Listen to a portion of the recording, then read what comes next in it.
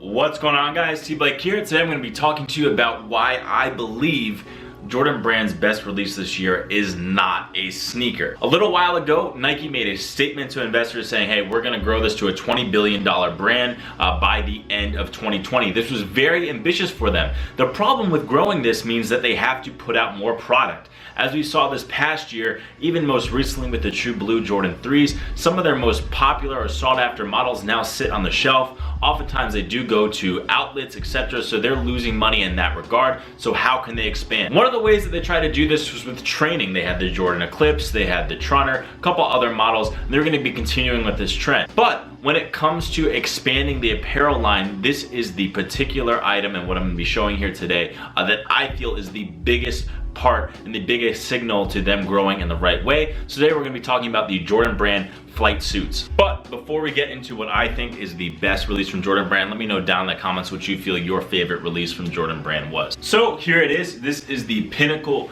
Jordan 1 flight suit. It obviously matches the Royals. You might be saying the Royals haven't come out yet. They are next year, so you can stay tuned for that. The reason why this is something that's interesting to me and that's exciting for me personally is that they went back into the archives of Jordan Brand. So they went back, found the original flight suits. You can find some of these on eBay, and they cut them the similar way, updated them slightly for a more modern fit. So this zipper can zip both up halfway, and I can have it split down the bottom. And then the pants, which I'll show you in a second, have been tapered and modernized for more of a modern fit. Don't mind my Birkenstocks, but this is the tapered fit that I was pointing out. It comes to a nice taper at the bottom, and then it still has a traditional zip off, so you can easily, transition in and out of the game. So besides having the paciest legs in the game, what else did we learn? Well, this top retails $150 and the pants $125. They're available exclusively through boutiques. You'll have a hard time finding them now. What does that mean? It means it's sold out. The margins on this clothing have got to be insane. Jordan Brand and Nike are probably pumping these out for a unit cost of like $10 to $15,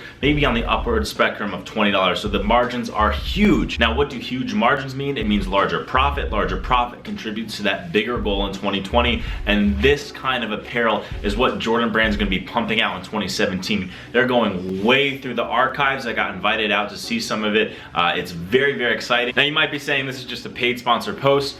This is something that Jordan Brand did not send me. I picked this up on my own dime at Concepts. I thought it was dope. The fit was really cool. There also is a family and friends version that's circulating. So the family and friends tracksuit is black and white. You might be saying, what makes it family and friends? Even though it is the same one, on the family and friends there is no zipper on the cuff.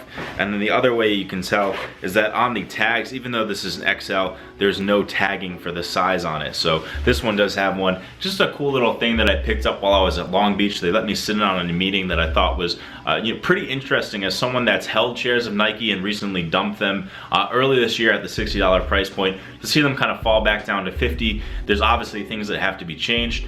From my opinion, I think Nike's a buy right now as a stock just because I see them going up, especially in terms of apparel. The ACG collection they did was also really great. So a lot of exciting things, but for me, Jordan Brand, the best release, the best thing for investors, the best thing for their brand is investing in this apparel, and I think they did a great job going through the archives, pulling out the original track jackets and changing them a little bit for a modern fit and coming out with a product that was very, very well received. So that's why this, to me, was the biggest release for Jordan Brand. Let me know down in the comments what you feel your favorite release from Jordan Brand this year was. And if you enjoyed this video, leave a thumbs up on it. T Blake signing out. Peace, guys.